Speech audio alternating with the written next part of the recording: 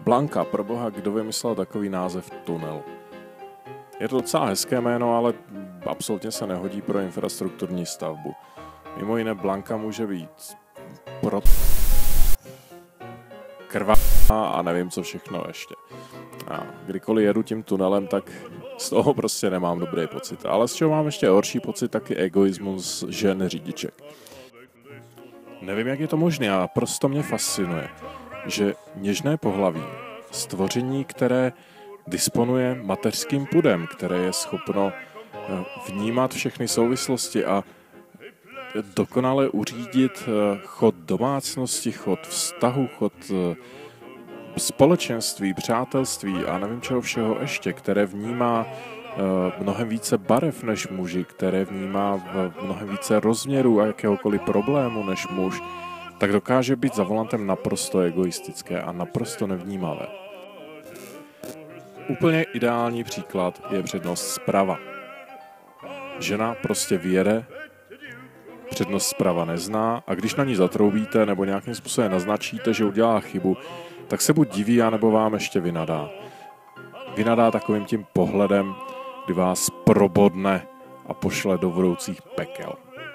A nebo vám to pustí z vedlejšího pruhu přímo před nárazník, vy zabrzdíte, zase troubíte, gestikulujete a ona je překvapená, že tam jste, protože zrcátka jsou asi na make-up.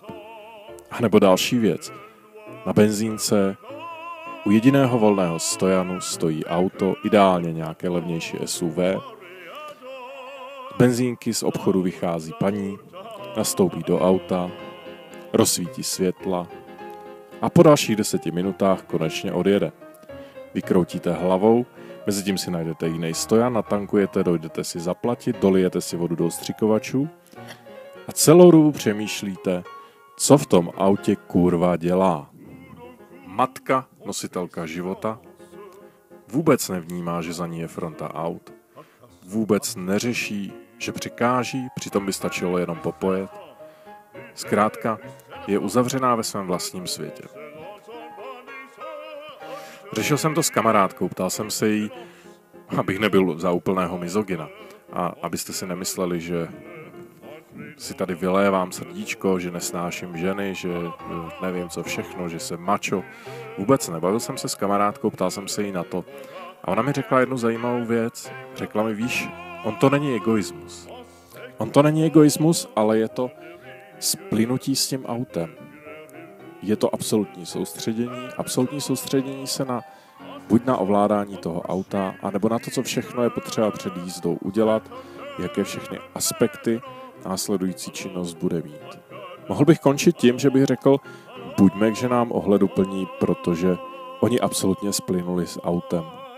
Rozjímají nad všemi aspekty. Snaží se plně věnovat ovládání toho stroje, který mají v rukou. Ale neudělám to, protože si myslím, že to není dobře.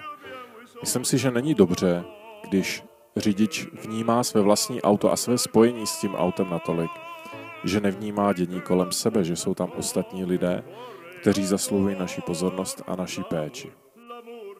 A ačkoliv ženu a sobectví bych v žádné jiné situaci nespojoval, tak v případě řízení si myslím, že ženy jsou nejvíce sobecké bytosti na silnici. Takže já se budu těšit na vaše hejty a nenávistné komentáře o tom, že jsem idiot, macho, mizogyn. Každopádně můžete si o tom myslet, co chcete. Ale když si myslíte cokoliv, stůjte si zatím.